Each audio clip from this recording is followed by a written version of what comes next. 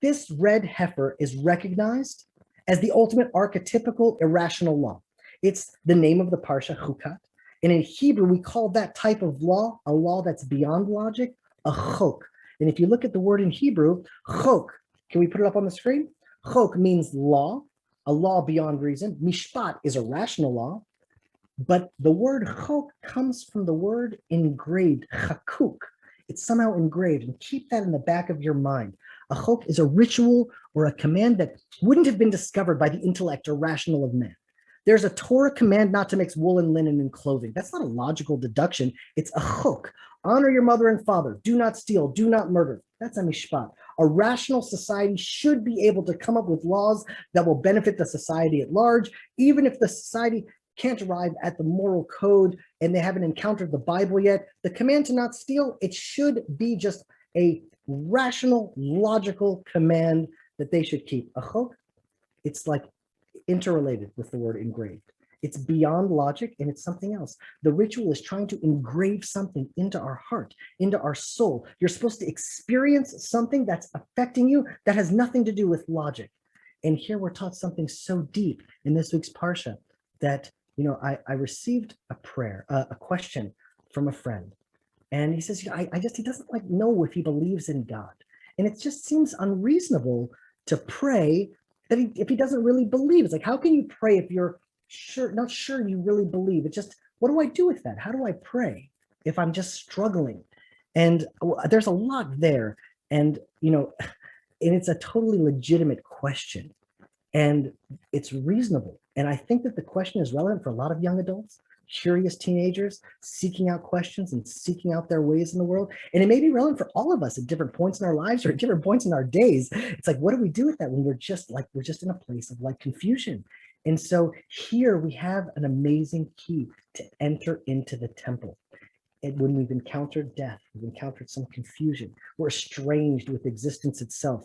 The first thing you need is a red heifer. Huh?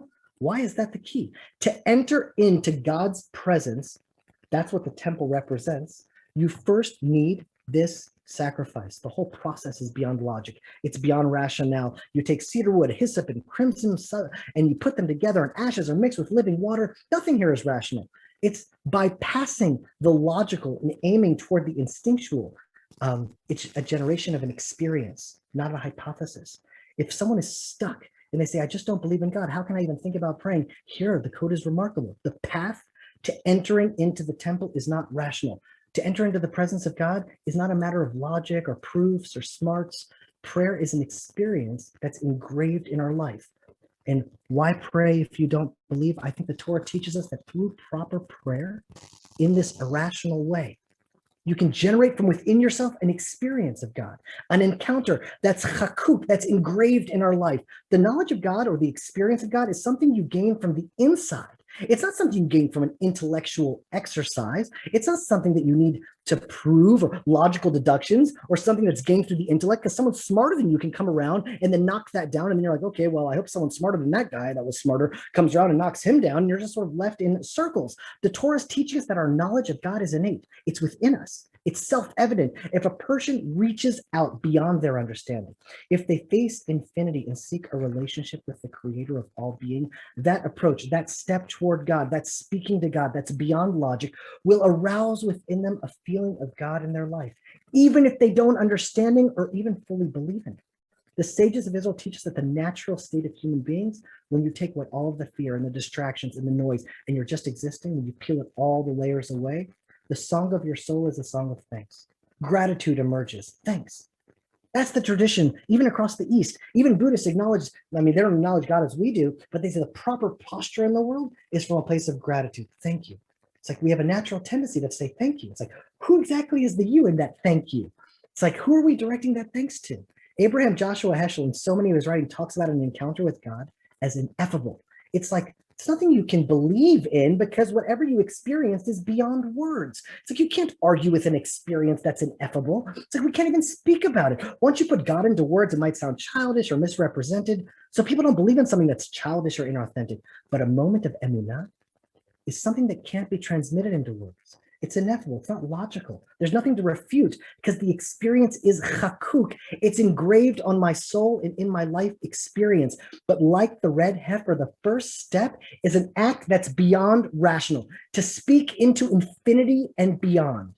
And expect an answer is not logical. But in that action that bypasses the logic, something happens that we can enter into the presence of God. So what I would say is take some time, go outside into nature, and just start expressing gratitude. Thank you, thank you, thank you. Thank you for my life. Thank you for my health. Thank you for my family.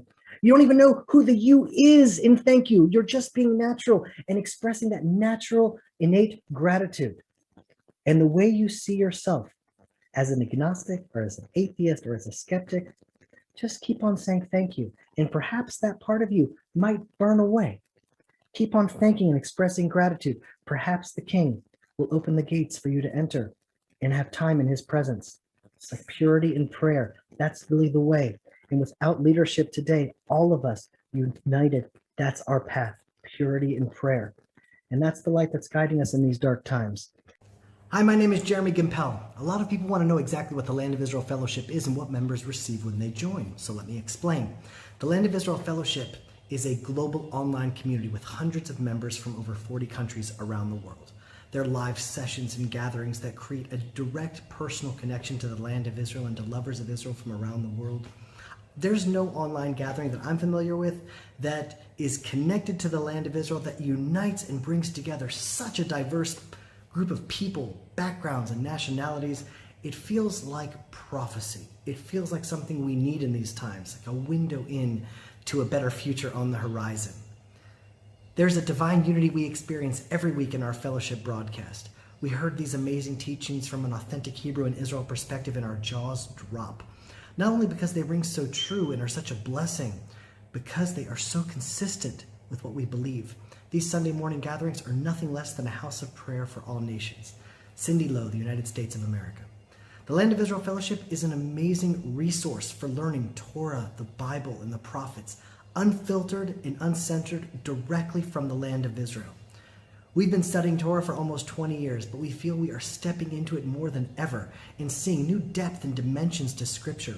We're encouraged more and more every week. Callan Ardell, USA.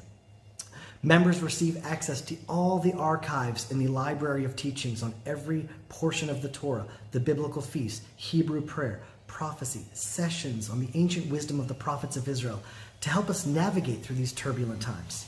These sessions are so rich. I re-listen to each, and truly each session is the best one yet. Tehila is a tremendous asset, and the teachings Ari shares are so rich. I've read the Bible so many times, and I've known the things you are teaching. The Hebrew understanding is what Christians have missed for centuries. Sister Georgian from Germany. The Land of Israel Fellowship is truly unique because it's built upon personal relationships with the teachers of the fellowship. Myself, Rabbi Ari Abramowitz, and Tehila Gimpel.